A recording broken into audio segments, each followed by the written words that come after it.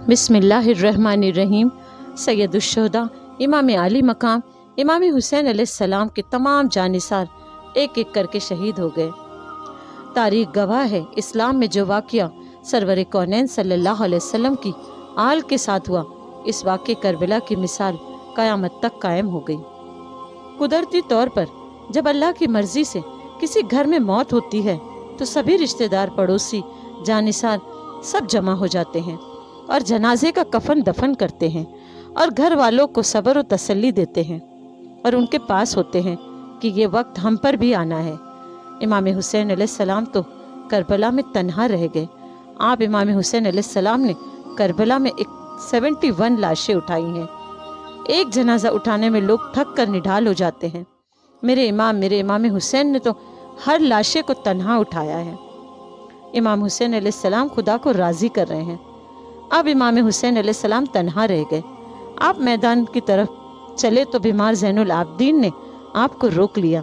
बाबा, मेरे होते हुए आप मैदान में ना जाएं। इमाम हुसैन अलैहिस्सलाम ने फरमाया, नहीं मेरे शहजादे, अभी वो वक्त नहीं आया। अभी तो तुम्हें तमाम बीवियों बच्चों को लेकर मदीने तैयबा की तरफ रवाना होना है। अभी करबला से कोफा से शाम का सफ़र तय करना है।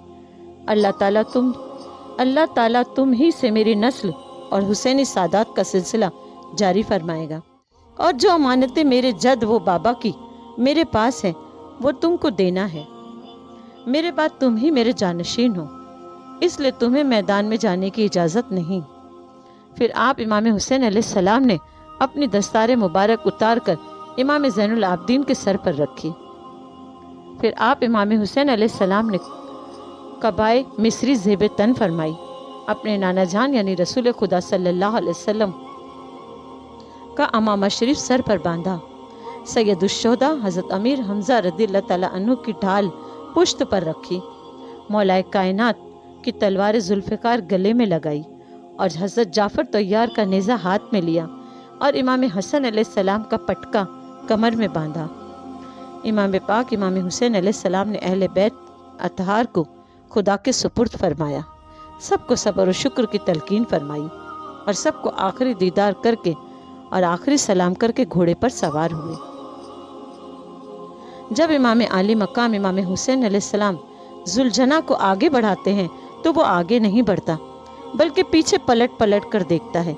इमाम हुसैन अलैहिस्सलाम ने जब देखा तो सैयदा सकीना ने घोड़े के पाँव को पकड़ी हुई है और कहती है, जो भी मैदान में जाता है वापस नहीं आता। लिपट कर इमाम हुसैन को रोने लगी। आप इमाम हुसैन अलैहिस्सलाम ने सैयदा ज़ैनब को सैयदा सकीना को दे दिया और मैदान की तरफ आ गए। मैदान करबला में इमाम आली मकाम ने एक खुतबा फरमाया जो आपके हसब व नसब और ज़ाती फ़ज़ाइल पर मुश्तमिल है। इसमें आपने हम्द व सलात के बाद फरमाया, ऐ लोगों, तुम जो रसूल का कलमा पढ़ते हो, मैं उसी रसूल का इरशाद है कि जिसने हसन व हुसैन की दुश्मनी की उसने मुझसे दुश्मनी की और जिसने मुझसे दुश्मनी की उसने अल्लाह ताला से दुश्मनी की। तो ऐ यजीदियों, अल्लाह ताला से डरो और मेरी दुश्मनी से बाज आओ। अगर वाकई रसूल खुदा पर ईमान रखते हो तो सोचो अल्लाह ताला को क्या जवाब दोगे और मोहसिन आज़म सल्लल्लाहु अलैहि वसल्लम को क्या मुंह दिखाओगे। तुमने मुझे खुतूत और कासिद भेजकर बुलाया और कहा कि हमारी रहनुमाई फरमाइए और हमें शरीयत और सुन्नत रसूल पर आमिल बनाइए, वरना हम खुदा के हुजूर आपका दामन पकड़कर शिकायत करेंगे। इसलिए मैं आया हूँ और जब मैं यहाँ आ गया तो तुमने मेरे साथ कितना बुरा सलूक किया और जुल्म की इंतहा कर दी। जालिमों, तुमने मेरे बेटों, भाइयों, भतीजों और भांजों को शहीद कर दिया, मेरे जानिसारों को शहीद कर दिया और अब मेरे खून के प्यासे हो। ए यजीदियों, सोचो कि मैं कौन हूँ, किसका नवासा हूँ, मेरे वालिदैन कौन है। अब भी वक्त है, तौबा कर लो। इतने में यजीदी लश्कर में शोर उठा और किसी ने कहा, ए हुसैन, हम कुछ सुनना नहीं चाहते। आपके लिए सीधा रास्ता ये है कि आप यजीद की बैत कर लीजिए या फिर जंग के लिए तैयार हो जाइए। इमाम आली मकाम ने फरमाया, मुझे खूब मालूम है कि तुम्हारे दिलों पर मोहर लग चुकी है और तुम्हारी गैरत ईमानी मुर्दा हो चुकी है। ऐ यजीदियों, میں نے یہ تقریر صرف تمام حجت کے لیے کی تھی تاکہ کل تم یہ نہ کہہ سکو کہ ہم نے حق اور امام برحق کو نہیں پہچانا تھا۔ الحمدللہ میں نے تمہارا یہ عذر ختم کر دیا۔ اب رہا یزید کی بیعت کا سوال، تو یہ مجھ سے ہرگز نہیں ہو سکتا کہ میں فاسق و فاجر کے سامنے سر جھکا دوں۔ اللہم صلی علی محمد و آل محمد۔ امام عالی مقام نے جب دیکھا کہ یہ بدبخت میرے خون کے پیاسے ہیں، آپ نے فرمایا جسے میرے مقابلے میں بھیجنا چاہتے ہو بھیجو۔ مشہور جنگجوؤں کو جو امام حسین علیہ السلام سے مقابلے کے لیے انہوں نے روک رکھا تھا، ان میں سے ایک ابن سعد نے سب سے پہلے تمیم بن کہتبہ کو آپ کے مقابلے کے لیے بھیجا، جو ملک شام کا نام گرامی پہلوان تھا۔ وہ غرور و تکبر کے کلمات کہتا ہوا امام حسین علیہ السلام کے سامنے آیا۔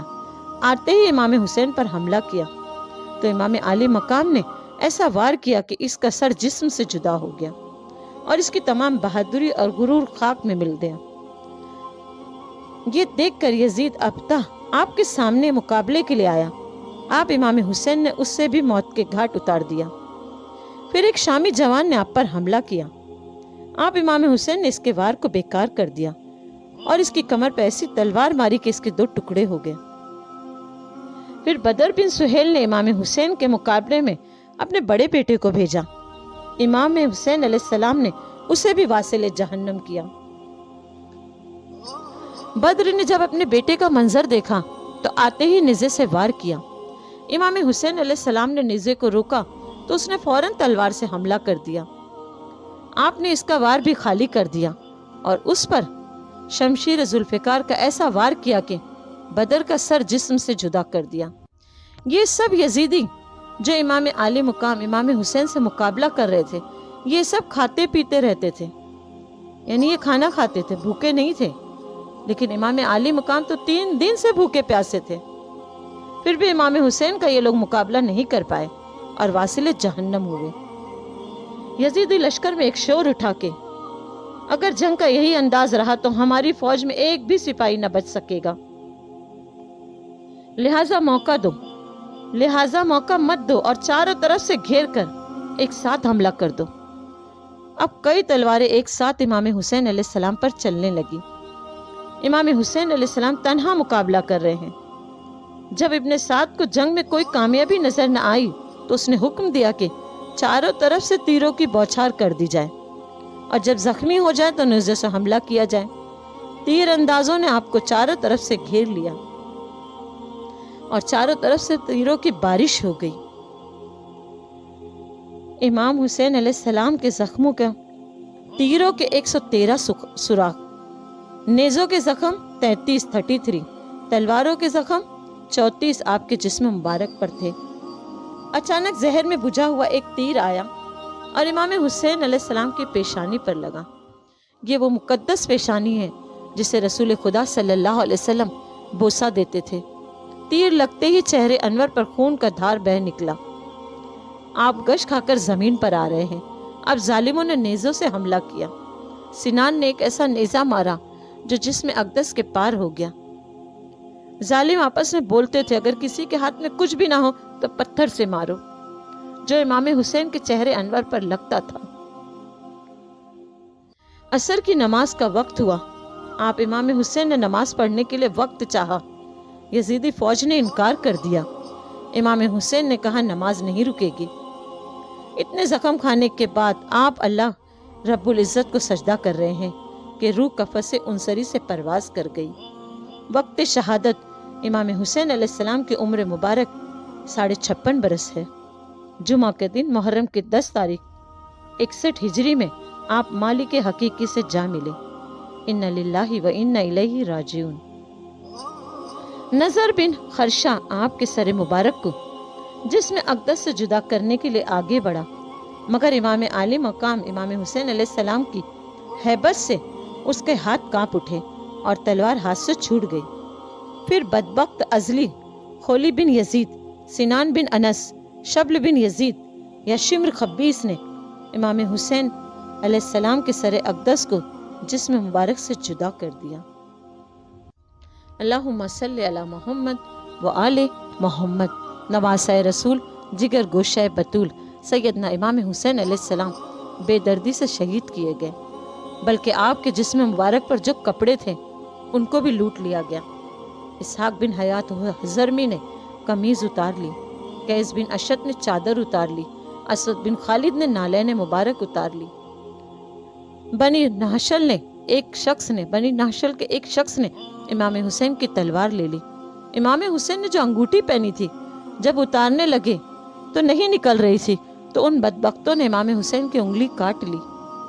उसके बाद यजीदी फौज ने खैमा अहले बैत नबवी पर छापा मारा, उनका तमाम सामान लूट लिया, यहाँ तक कि सैयदजादियों की चादरें उतार ली। सैयदा सकीना सलामुल्लाह अलैहा के कान से बाली खींच ली कि कान से खून बहने लगा।